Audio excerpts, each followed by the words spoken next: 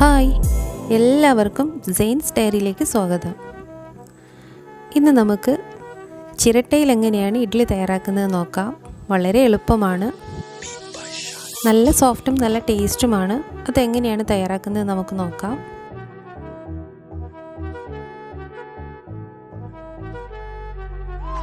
ഇതിനായി നമുക്ക് ഒരു പാത്രത്തിലേക്ക് 1 കപ്പ് ഉഴുന്ന് ചേർത്ത് കൊടുക്കാം. ഞാനിവിടെ ചെറിയ കപ്പാണ് എടുത്തിരിക്കുന്നത്. അതിലേക്ക് 1 ടീസ്പൂൺ ഉലുവ കൂടി ചേർത്ത് കൊടുക്കാം. 1 കപ്പ് ഉഴുന്നിന് 3 കപ്പ് പച്ചരി. ഇത് മറ്റൊരു പാത്രത്തിലേക്ക് ഇട്ട് കൊടുക്കാം. ഇനി അരിയും ഉഴുന്നും നന്നായി കഴുകിയെടുത്തതിന് ശേഷം അതിലേക്ക് കുതിർത്ത് വയ്ക്കാൻ ആവശ്യമുള്ള വെള്ളം ചേർത്ത് കൊടുക്കാം. ഉഴുന്നിന് കുറച്ചധികം വെള്ളം ചേർത്ത് കൊടുക്കുന്നുണ്ട്, കാരണം ആ ഉഴുന്നിൻ്റെ വെള്ളം വെച്ചിട്ടാണ് നമ്മളിത് കംപ്ലീറ്റ് അരച്ചെടുക്കുന്നത്. ഇനി ഇത് നമുക്ക് ചുരുങ്ങിയത് 6 മണിക്കൂറെങ്കിലും കുതിർക്കാനായിട്ട് വെക്കാം. ഈ ഒരു ടൈമിൽ തന്നെ നമുക്ക് ചിരട്ടയും കുതിർക്കാനായിട്ട് വെക്കാം. അതിന് വേണ്ടിയിട്ട് ഒരു പാത്രത്തിൽ വെള്ളം എടുത്തിട്ടുണ്ട്. ചിരട്ട മൂടുന്ന വിധത്തിൽ വെള്ളം ഒഴിച്ച് നമുക്കത് മാറ്റി വയ്ക്കാം. 6 മണിക്കൂർ കഴിഞ്ഞിട്ടുണ്ട്. അരിയും ഉഴുന്നും നന്നായി കുതിർന്ന് കിട്ടിയിട്ടുണ്ട്. ഉഴുന്നിലെ വെള്ളം നമ്മൾ മാറ്റി വയ്ക്കുകയാണ്. ഈ വെള്ളമാണ് നമ്മൾ അരയ്ക്കാനായിട്ട് ഉപയോഗിക്കുന്നത്. മിക്സിയുടെ ജാറിലേക്ക് ഞാൻ ഉഴുന്ന് ചേർത്ത് കൊടുക്കുകയാണ്.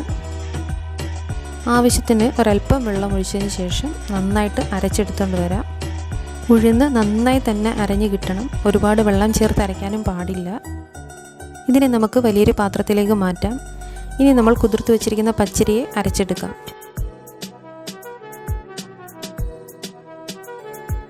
പച്ചരി ഇവിടെ അരച്ചെടുത്തിട്ടുണ്ട്. ഇതിനെ നമുക്ക് പാത്രത്തിലേക്ക് മാറ്റാം. ഇനി നമ്മൾക്ക് ചോറ് അരച്ചെടുത്തുകൊണ്ട് വരാം. 2 കപ്പ് ചോറാണ് ഞാനിവിടെ ചേർത്തിരിക്കുന്നത്. അതിലേക്ക് അല്പം വെള്ളം ചേർത്തതിന് ശേഷം നമുക്കിത് നല്ല കട്ടിയായിട്ട് തന്നെ അരച്ചെടുത്തുകൊണ്ട് വരാം. ഈ അരച്ച് കിട്ടിയതിനെ നമുക്ക് അരിയുടെയും ഉഴുന്നിൻ്റെയും കൂടെ ചേർത്ത് കൊടുക്കാം.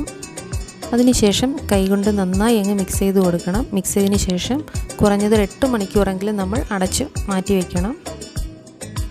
ഇത് അരച്ച് വെച്ചതിന് ശേഷം നമുക്ക് നേരത്തെ കുതിരാനിട്ട് വെച്ചിരുന്ന ചിരട്ട ഉണ്ടല്ലോ, അത് നമുക്ക് ഒരു സ്ക്രബ്ബർ ഉപയോഗിച്ച് നന്നായി വൃത്തിയാക്കി എടുക്കാം. ഇത് വലിയ പാടുള്ളതല്ല, പെട്ടെന്ന് തന്നെ ക്ലീനായി കിട്ടും. വെള്ളത്തിലിട്ട് വെച്ചിരുന്നതുകൊണ്ട് നമ്മുടെ ചിരട്ടയും 6 മണിക്കൂർ കുതിർന്ന് കിട്ടിയതാണ്. അതുകൊണ്ട് തന്നെ ക്ലീനാക്കാൻ വളരെ എളുപ്പമാണ്. ചിരട്ട വലുതോ ചെറുതോ എടുക്കാം. അതിന് കണ്ണുണ്ടാവരുത്. ദ്വാരമുണ്ടായാൽ അതിൽ മാവൊഴിച്ച് കൊടുക്കാൻ പറ്റില്ല, അതൊന്ന് ശ്രദ്ധിക്കണം. അതുപോലെ വലിയ ചിരട്ടയാണെന്നുണ്ടെങ്കിൽ വേവാനും കുറച്ച് സമയമെടുക്കും. ചെറിയ ചിരട്ടയാണ് എപ്പോഴും നല്ലത്. നമ്മുടെ ചിരട്ട ഇവിടെ ക്ലീനായി കിട്ടിയിട്ടുണ്ട്. ഇതിനെ നമുക്ക് മാറ്റി വയ്ക്കാം. മാവ് ഇവിടെ 8 മണിക്കൂറുകൾ കൂടുതലായിട്ടുണ്ട്. ഇതിലേക്ക് ആവശ്യത്തിനുള്ള ഉപ്പ് ചേർത്ത് കൊടുക്കാം. മാവ് നന്നായി പൊങ്ങി കിട്ടിയിട്ടുണ്ട്. ഇത് നമുക്ക് ഒന്ന് മിക്സ് ചെയ്ത് കൊടുക്കാം. ഓവറായിട്ട് മിക്സ് ചെയ്ത് ബാറ്ററി ലൂസ് ആവാതിരിക്കാൻ ശ്രദ്ധിക്കുക. ഇനി നമ്മൾ ക്ലീനാക്കി വെച്ചിരുന്ന ചിരട്ടയിലേക്ക് നല്ലെണ്ണയോ വെളിച്ചെണ്ണയോ ചേർത്ത് കൊടുക്കാം. ഞാനിവിടെ നല്ലെണ്ണയാണ്.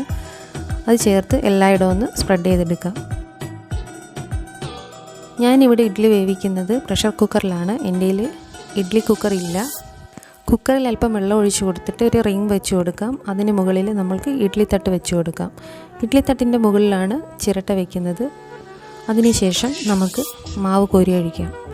സാധാരണ ഇഡ്ഡലി തട്ടിലേക്ക് ഞാൻ 1 തവി മാവാണ് ഒഴിക്കുന്നത്. ഇതിപ്പോൾ ഓരോ ചിരട്ടയിലും ഞാൻ 2 തവി വീതം ഒഴിക്കുന്നുണ്ട്.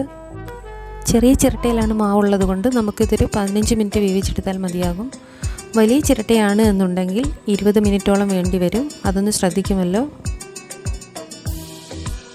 മാവ് എല്ലാത്തിലും ഫില്ലായി കഴിഞ്ഞു. ഇനി നമുക്കിതിനെ മൂടി വെച്ച് 15 മിനിറ്റ് വേവിച്ചെടുക്കാം. ഇതിൽ വെയിറ്റ് ഇടേണ്ട ആവശ്യം ഇല്ല. 15 മിനിറ്റ് കഴിഞ്ഞ് ഞാൻ ഗ്യാസ് ഓഫാക്കിയതിന് ശേഷം കുക്കർ തുറന്ന് നോക്കുകയാണ്. നമ്മുടെ ഇഡ്ഡലി എല്ലാം നന്നായി വെന്തിട്ടുണ്ട്. ആ ചിരട്ടയിൽ വെച്ചതിൻ്റെ ആ ഒരു ഫീൽ, അതൊരു വല്ലാത്തതാണ്. നിങ്ങളൊന്ന് ട്രൈ ചെയ്ത് തന്നെ നോക്കണം. ഇതിനെ നമുക്ക് തണുക്കാനായി മാറ്റി വയ്ക്കാം.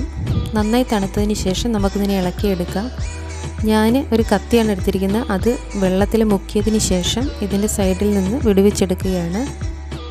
അങ്ങനെ ചെയ്യുമ്പോൾ ഒട്ടിപ്പിടിക്കാതെ കറക്റ്റായിട്ട് നമുക്ക് ഇളകി കിട്ടും. ചിരട്ടയുടെ ഷേപ്പിൽ തന്നെ നമുക്ക് ഇഡ്ഡലി കിട്ടിയിട്ടുണ്ട്. ചിരട്ടയിലങ്ങ് ഒട്ടിപ്പിടിച്ചിട്ടുമില്ല. അടുത്ത ഇഡ്ഡലി ഇളക്കുമ്പോൾ നമ്മൾ വീണ്ടും ഒന്നും കൂടി വെള്ളത്തിൽ മുക്കിയതിന് ശേഷം ഇളക്കിയെടുക്കുക. വളരെ എളുപ്പമാണ്. ഇഡ്ഡലിത്തട്ട് ക്ലീനാക്കുന്നതിൻ്റെ ബുദ്ധിമുട്ടൊന്നുമില്ല. ചിരട്ട ക്ലീനാക്കി എടുക്കാൻ വളരെ എളുപ്പമാണ്. ഈ ചിരട്ട തന്നെ നമുക്ക് വീണ്ടും വീണ്ടും ഇഡ്ഡലി ഉണ്ടാക്കാൻ ഉപയോഗിക്കാവുന്നതാണ്. നല്ല വലിപ്പമുള്ള ഇഡ്ഡലിയാണ്, നല്ല സ്പഞ്ചിയായ ഇഡ്ഡലിയാണ്. എല്ലാവരും ഒന്ന് ട്രൈ ചെയ്ത് നോക്കണം. നല്ല ടേസ്റ്റാണ്. ഈ ചിരട്ടയിൽ ഉണ്ടാക്കിയിട്ട് കഴിക്കാൻ ഒരു പ്രത്യേക ഫീലാണ്.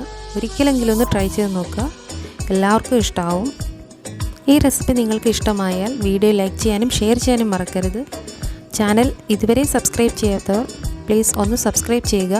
മറ്റൊരു നല്ല റെസിപ്പിയുമായി നമുക്ക് വീണ്ടും കാണാം.